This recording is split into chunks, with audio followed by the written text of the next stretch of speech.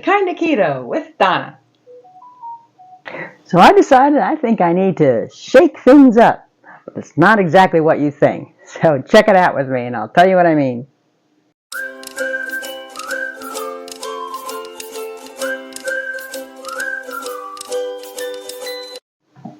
So I have a confession to make. I think I've been thinking of things a lot lately, and I do believe I've been slipping a little bit.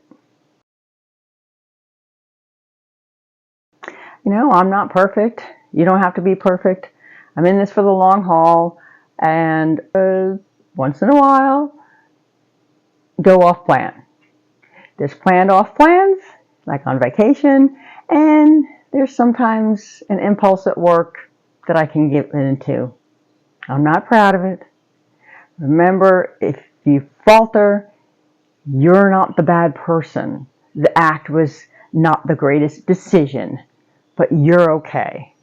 And I've been going through a little reflection myself. So I'm going to kind of share with you what I've been learning and how I'm going to shake things up.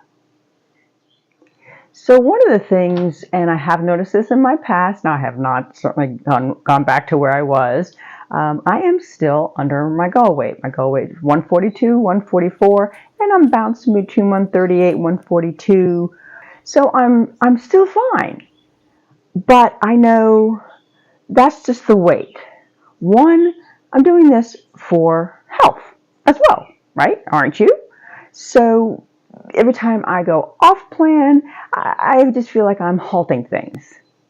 Or the worst of it is triggering a downhill slide. So I feel like I was just going a little bumpy, but I'm going to get back on track, and it's not going to be that hard. Now, especially when the weight doesn't move that much on the scale, and you have had something, or a few things, or whatever, and that scale doesn't move very much, you go, I got away with it. And yes, if your body is either fat adapted or really used to low carb and all that, yes, if you have a cheat meal, a planned meal, a treat meal, whatever you're going to call it, yeah, you're going to bounce right back. Your body's going to, yeah, that's no big deal. I can handle that. So it's no big deal. But then your brain is going to think about that. So beware the slippery slope. I got away with it today, so maybe I can get away with it again tomorrow. So a cheat meal becomes a cheat day, which becomes a cheat week, and it's very easy to go downhill and lose all the progress you've made. And I do not feel I have lost all the progress I've made. I just feel I need to just step back and think and look back and see where and when is that happening to me. And the worst is when you get in the what the hell attitude. And I am guilty of that. You've already went off plan here. Well, oh, what the hell, let's just get a dessert. Or you went off plan there, and you go, well, I've already had one cookie. What's 3 more? I mean, literally, I'll have that little window. And I'll say, okay, well, so as long as I finish by the end of today, everything will be okay tomorrow. I'll just get back on the horse tomorrow. And it works for a while. Then there's just downright lying to yourself. Well, they have a party at work, and there's homemade cookies there. I'll just have one. All right, leave me in the comments who can stop at 1. And not only can I not stop at 1, if it's real sugar, it just sets me off. It really does. I just go, I go zooming. Sweets is just a really, really big trigger for me. So if it's at work, especially if it's if we're out and we have a dessert, that's it. It's over. But when it's at work, well, now I had that, and now I'm going to go to the cafeteria and get something else. Or now I'm going to go back for that. Or, ooh, this is over here. I can go nuts. Now, luckily, I don't do it all that often, but I do it. I'm ashamed to say I do it. And I need to step back and say, why do I do it? So I've got to learn. You've got to learn. We have to look at our behavior and just see can we tweak it? Can we adjust it? Can we mentally change how we think about things? Because that's the thing. All day long, we make a whole bunch of decisions about food. All day long. At home, out, at work, wherever. There's food everywhere, right? Well, why can we make good decisions sometimes and then falter other times? So what's the trigger? It's a special occasion. Well, special occasions aren't always for me. If it's at work, it's a special occasion because someone's leaving. It's a special occasion because it's somebody's birthday. It's a special occasion because it's hospital week or nurses week or rad tech week. There's just too many special occasions. So one of the things that I'm going to do for myself, I do keto sweets, on occasion, and not that often, but I'm going to cut back on all sweets because, there's the theory that you have a keto sweet, you're just keeping that sweet tooth alive. And I do believe it's correct. I do it on occasion, and it doesn't really set me off the way real sugar sets me off. But I'm thinking I need to just cut back on my sweet tooth. So I started thinking, when I have coffee in the morning, I normally have my collagen. And it's sweetened with some stevia. And I love this. It's perfect keto. So I have a lot of water in the day, but then I have an electrolyte drink, and that has either stevia or sucralose.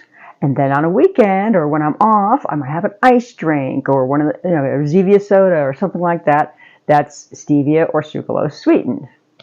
And then there's, a possibility of dessert. If I make pancakes, it's with a little bit of the monk fruit. So I just feel like I'm maybe indulging a little too much in that arena.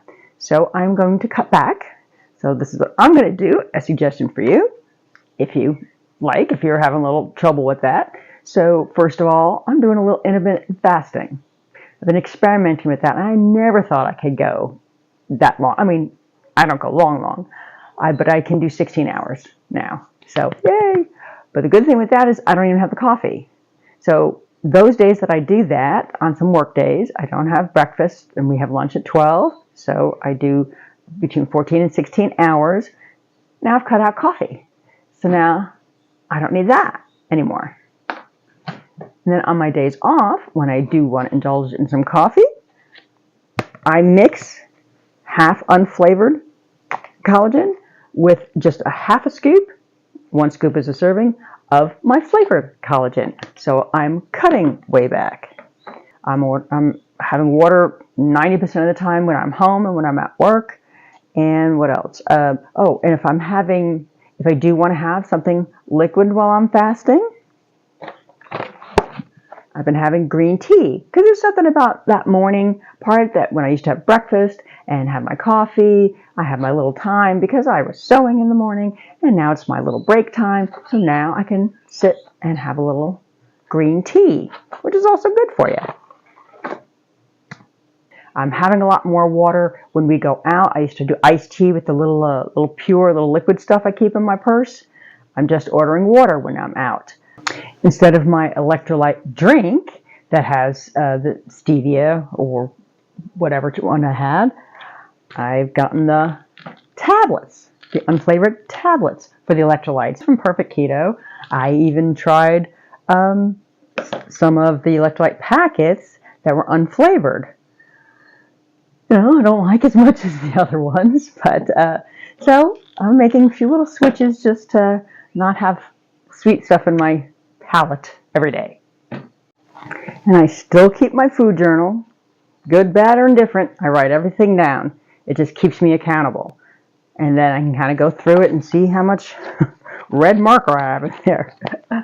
But keeping a journal is a good idea. I also got back on Carb Manager and just put several of meals in and just kind of see where I was at carb-wise and what I should do a lot less often, that kind of thing.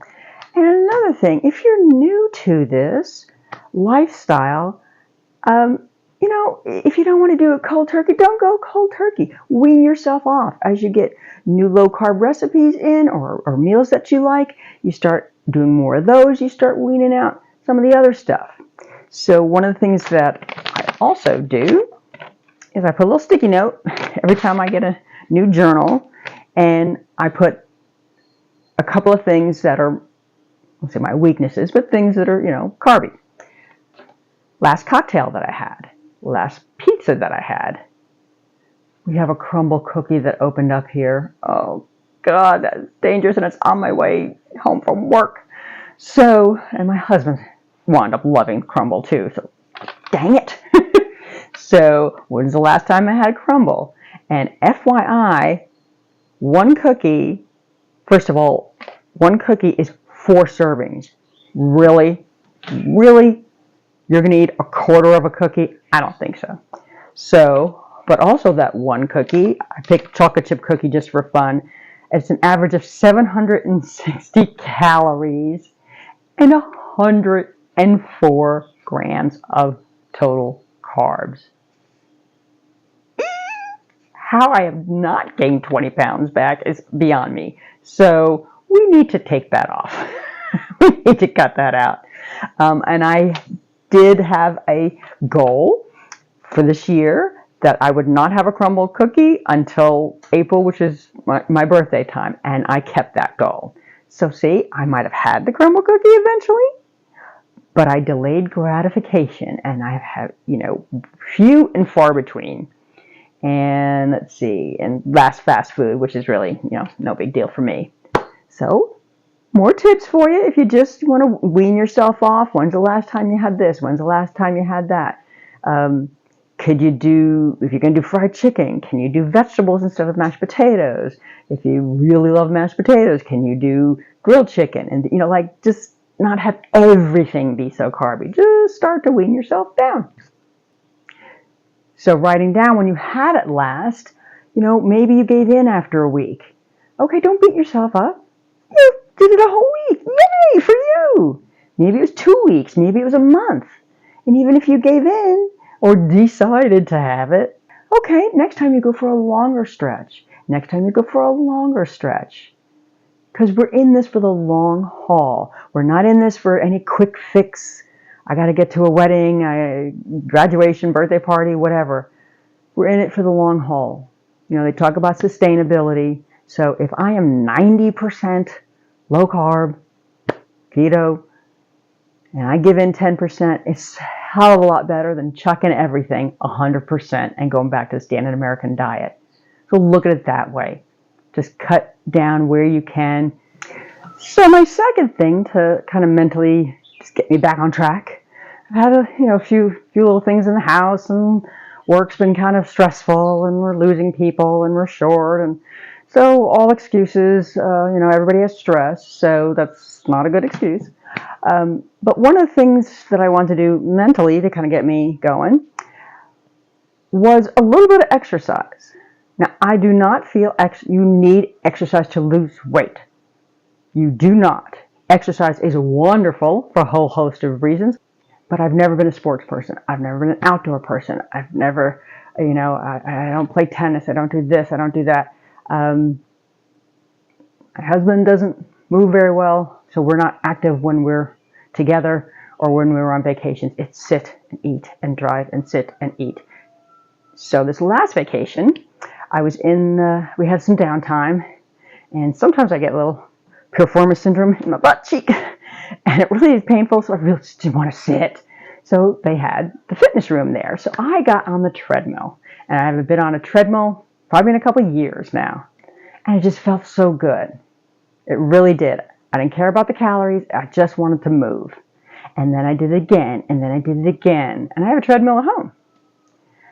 And then I went to the park. I've been saying I wanted to go to the park all the time. But with the Etsy business and with work and everything, I just, I get up in the morning, I sew, I just don't go to the park.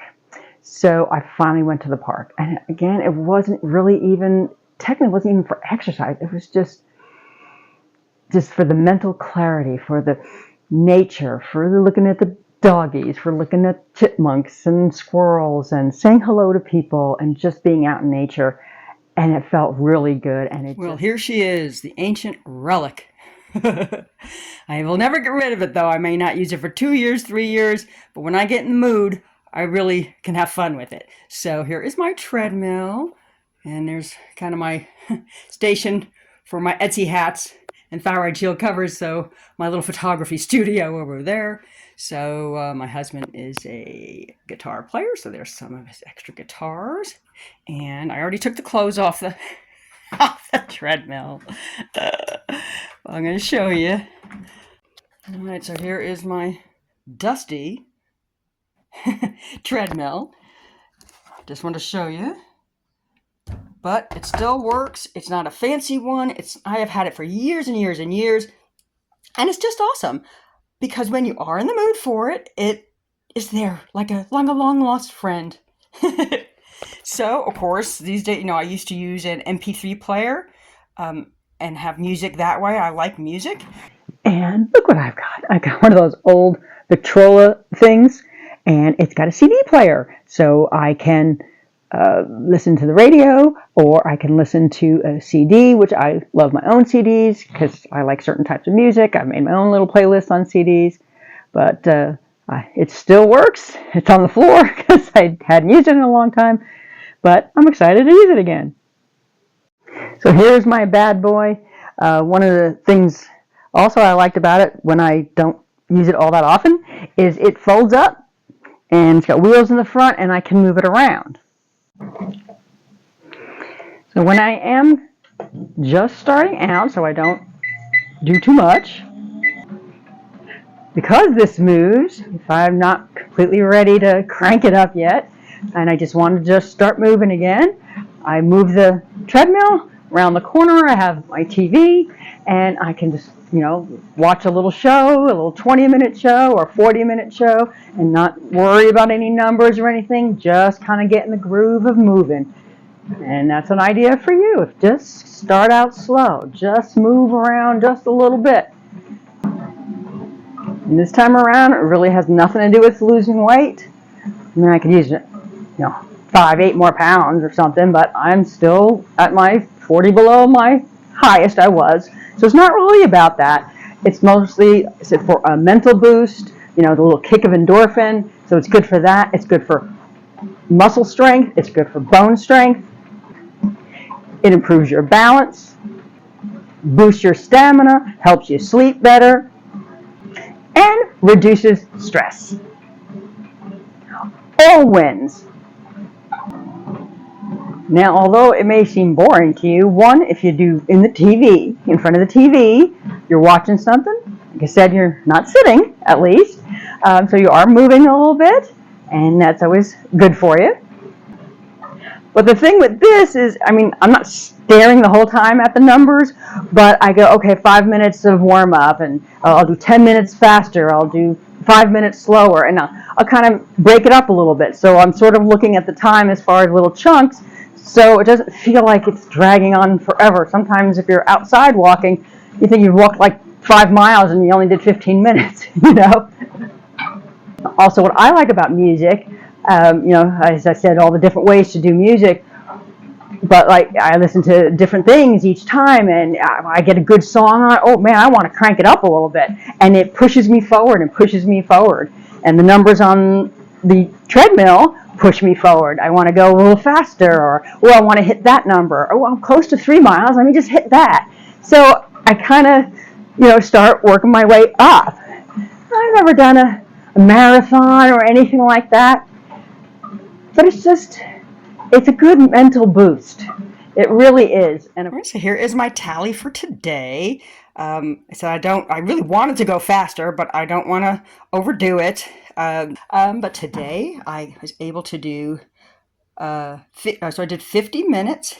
And the fun thing I think about the treadmill idea is, for me, is sometimes I want to hit a goal. And, I'll be listening to music or something, and I was going to stop at 50. And when I was doing my cool down, I was at 270 calories or something. Now, I still don't really believe the calories in, calories out model. I've lost my weight without any exercise, besides your normal work day. But when I was on here, it says 303 calories, which I don't put in my weight or my height, so I'm not sure it's that accurate. But along with Carb Manager, it was actually pretty close. But because I was under the 300, even though I was on cool down, I cranked it up just for a couple minutes so I would hit the 300. So there's a visual cue for me that makes me go either faster or longer. Oh, I want to hit this, this goal. And then as far as the distance, 2.418 miles for distance. And I wanted to do this because when I started walking in the park, I wasn't really sure how far I was going. They don't have any really markers to show you how far you were going. So I was doing about this 45 minutes or so in the park. So I know I was doing probably about 2 miles. So that was helpful information to have. Well, there you go. That's my plan. I hope I gave you a couple of tips and a little bit of inspiration, a little bit of encouragement, and most of all, do not beat yourself up. Every day is a new day. Every day is a new chance. So this is what I'm going to do just to kind of get back in the swing, but I haven't chucked everything all, and I don't think I ever will, honestly. So that's it. If you did like this video, give it a thumbs up. I'd love to hear a comment from you from any of my suggestions. And please consider subscribing. And until next time, bye!